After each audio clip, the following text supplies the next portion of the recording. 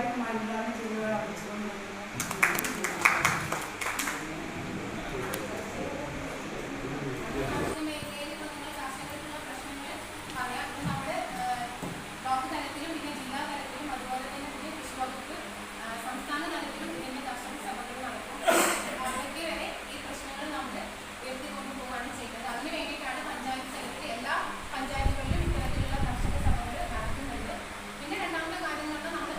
കാരണം ഇൻവെസ്റ്റ് ചെയ്യാനും ഇതിലേക്ക് താല്പര്യമുള്ള ആളുകൾ പുറത്തുണ്ട്.